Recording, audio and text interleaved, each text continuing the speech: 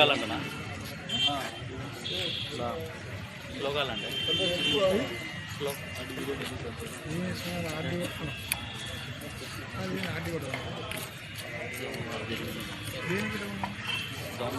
SC ST BC మైనారిటీల ఐక్యత, SC ST BC మైనారిటీల ఐక్యత, రాష్ట్ర బలమైన నాయకత్వం, రాష్ట్ర బలమైన నాయకత్వం, ప్రజలకు అందుబాటులో లేని జమ్మలమడుగు ఆర్టీఓ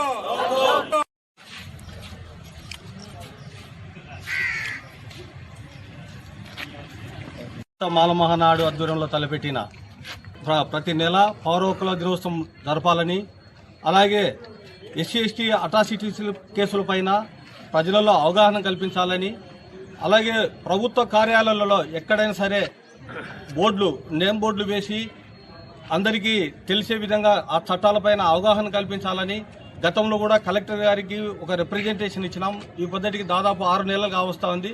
ఇంతవరకు ఎక్కడ దాని మీద చర్యలు తీసుకోలే. అదే కాకుండా ఇదే జమ్మలమడుగు ఆర్డీఓ గారికి కూడా చాలాసార్లు వినతి పత్రం ఇచ్చినాం. ఇక్కడ పౌర హక్కుల దినోత్సవం జరపాలా.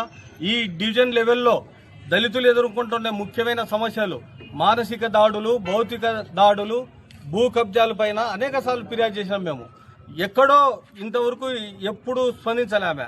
ఏదైతే ప్రజలు ఈ దళిత బడుగు బలహీన వర్గాలు ఎదుర్కొంటున్నారో ఎస్సీ ఎస్టీ కేసుల మీద ఖచ్చితంగా అవగాహన సదస్సులు పెట్టాలా.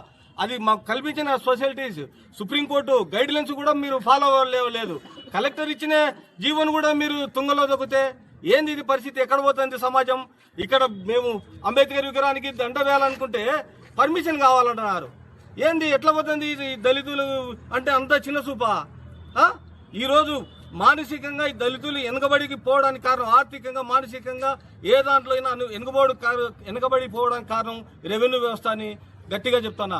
ఎందుకంటే ఈ రెవెన్యూ వ్యవస్థ వల్లనే ఈరోజు దళిత బడుగు బలహీన వర్గాల బతుకులు నాశనమైనాయని చెప్తానా. ఈరోజు మా ఉసురు ఖచ్చితంగా ఈ రెవెన్యూ అధికారులకు, ఈ తప్పులు చేస్తున్న అధికారులకు ఖచ్చితంగా తగులుతుందని కూడా ఈ సందర్భంగా తెలియజేస్తున్నా.